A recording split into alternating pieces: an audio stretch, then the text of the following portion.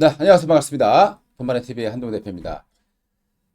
요즘 참 시장을 보다 보면요, 참 어이가 없는 모습들이 많이 나오고 있습니다. 미국에 비해서 훨씬 더 크게 하락했던 한국 증시가 미국이 올라감에도 불구하고 또 하락이 나오고 있는 정말 좋지 않은 그런 모습들을 보여주고 있습니다. 뭐 얘기를 많이 하죠. 공매도가 효과가 없을 수도 있다라는 얘기도 많이 합니다. 그러니까 공매도 금지를 내린다 한다는 것 자체가 효과가 없을 거다. 이렇게 얘기를 하고 있다라는 거죠. 해봤냐? 이겁니다. 예. 해보고 나서 얘기를 하는 거죠. 어, 해보지도 않고 효과가 없을 거다. 이런 얘기를 하고 있다는 것 자체가 너무 어이가 없는 그런 현상이 아닌가라고 생각이 들고요. 지금 우리나라 같은 경우는 말 그대로 공매도에 집중 공격을 받고 있다고 보시면 되겠습니다. 그만큼 우리나라 이제 경제 구조가 좀 부채 때문에 굉장히 심각한 사탕이죠. 그러다 보니까 공매도가 대놓고 덤비는 그런 상황입니다. 이럴 때는 바로바로 공매도 금지를 시켜야 된다 이렇게 말씀드리고 싶고, 자 오늘은요 뭐 이걸 떠나서 미국의 경제 지표가 안 좋을수록 시장이 급등하는 이 아이러니한 상황, 그 이유에 대해서 한번 알아보도록 하겠습니다. 항상 이렇게 미국 지수가 경제 지표가 안 좋다라고 하면 우리가 이제 상적으로 봤을 때는요, 시장이 안 좋아야 되겠죠. 오히려 더 폭락이 나와야 되는 거고, 그런데 지금은 아주 특이한 케이스가 된 거죠. 오히려 경제 지표가 안 좋을수록 시장이 올라가는 이런 회귀망측한 그런 사태가 발생하고 있습니다. 그 이유를 한번 짚어보도록 할게요. 그리고 앞으로 우리가 이제 살펴봐야 될 그런 지표들이 무엇이 있는지, 앞으로 악화될 수 있는 지표가 무엇이 있는지 한번 알아보도록 하겠습니다. 자, 첫 번째, 어제죠. 미국 증시가 3% 이상의 급등이 나왔습니다. 그 이유 중에 하나가 바로 이제 요겁니다. 미국의 8월 구인이 1,005만여 건으로서 2021년 이후에 가장 낮은 수치를 기록했다는 거죠. 뭐 2년 만에 가장 낮은 구인 활동이다라고 보시면 되겠습니다. 최근에 이제 미국의 빅테크들 같은 경우에 이미 이제 해고를 좀 많이 좀 하고 있다. 투자도 줄이고 있고 그런 모습이죠. 고용 지표가 향후에 나빠질 가능성이 좀 높다. 이렇게 판단해 볼 수 있을 것 같습니다. 구인 활동이 적다라는 소리는 향후에 실업률이 좀 올라갈 수 있을 것이다. 라고 판단해 볼 수 있겠죠. 바로 시장이 이걸 가지고 미국은 호재로 받아들였고, 나스닥 지수가 3% 이상, 다우 지수도 거의 3% 가까운 급등세를 보였습니다.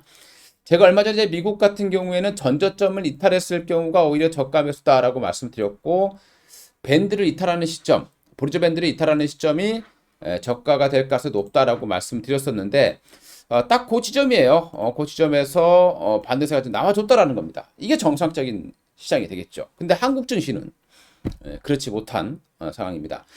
홍콩 항생지수도 5%나 급등하는 그런 모습을 보였는데요.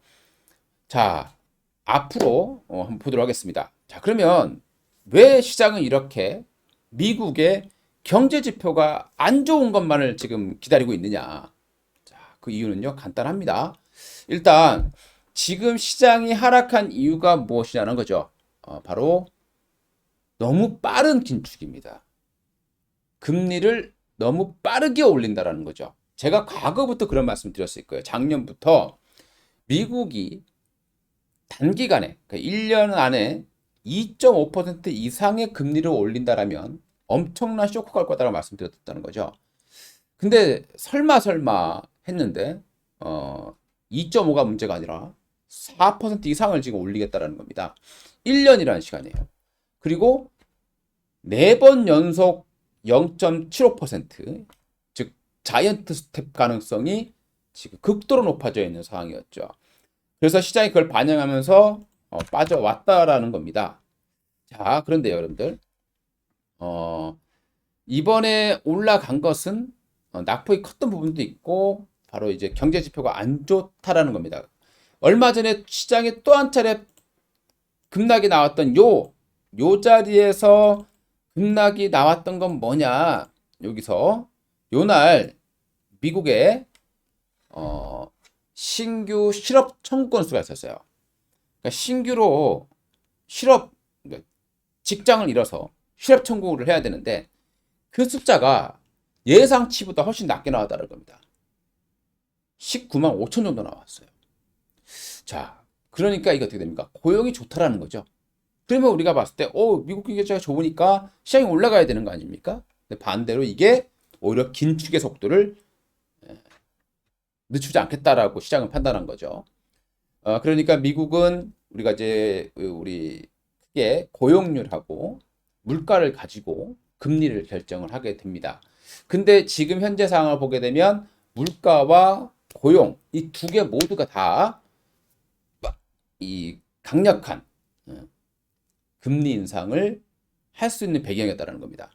경제 지표가 안 좋아져야 연준에서도 조금 금리 인상 속도를 완화할 수 있다라는 어떤 가능성이 열어지게 된 거죠.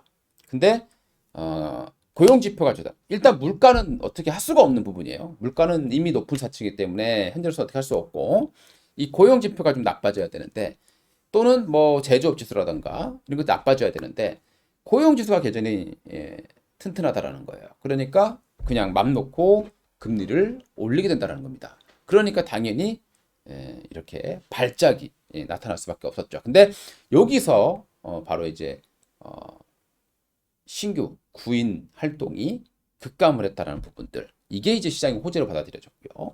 그리고 시장이 이제 급반등했다는 거죠. 그러니까 연준이 좀 참고하는 지표인데 그 지표가 안 좋게 나왔으니까 금리 인상 속도를 연준이 조금 줄이는 거 아니냐, 속도를 좀 완화하는 거 아니냐 이렇게 시장을 판단한 거고요.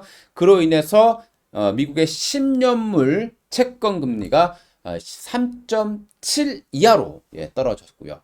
2년물 같은 경우는 이제 4 초반까지 4% 초반까지 내려오는 그런 모습을 보였습니다. 자, 이제 여기서 또 하나 우리가 이제 지켜봐야 될 부분들 이제 7일이죠. 10월 7일 날 미국의 비농업 그러니까 농업 인구가 아니라는 거죠. 비농업 고용지수가 발표가 됩니다. 실업률이 되겠죠. 현재 미국의 실업률은 3.7입니다. 근데 요 고용 지수는 일단 예상치는 크게 좀 감소한다라고 예측이 되고 있는 상황이거든요. 우리 그 신규 실업 청구 건수는 급감을 했지만 이쪽 부분은 현재 좀 감소하는 걸 예상이 됐다. 그러니까 시장 자체가 감소를 예상하고 있는데 그보다 더 수치가 안 좋아졌다.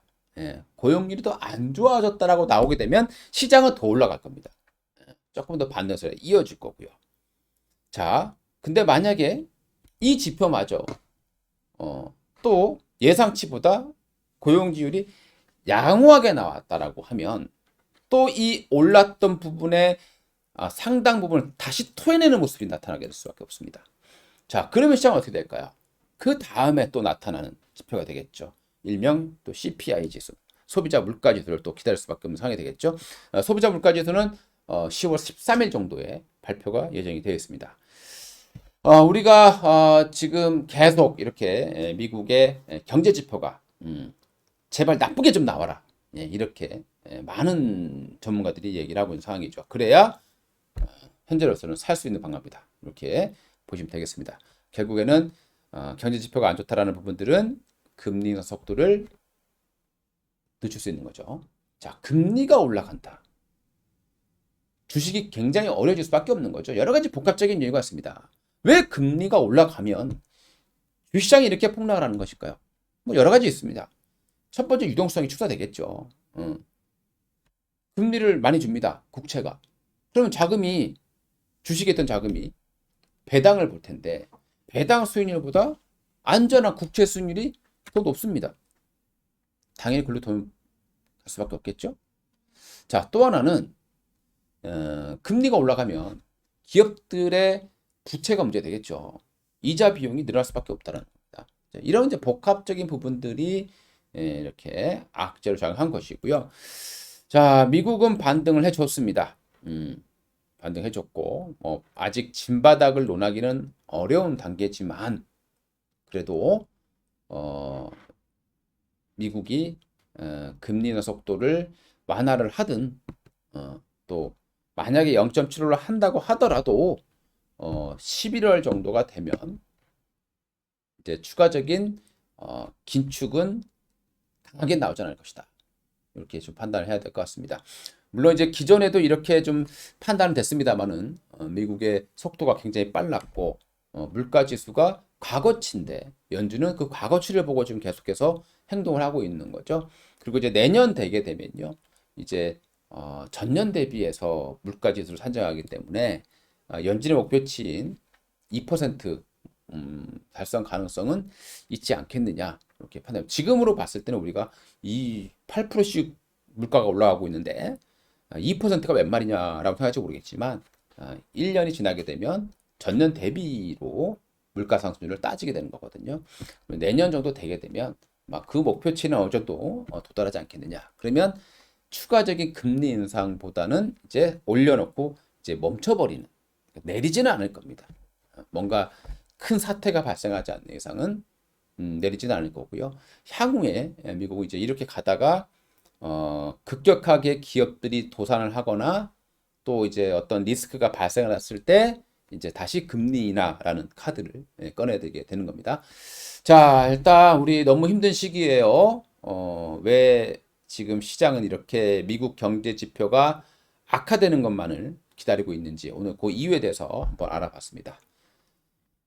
힘들 내시길 바라겠습니다. 이상 한동 대표였습니다. 감사합니다.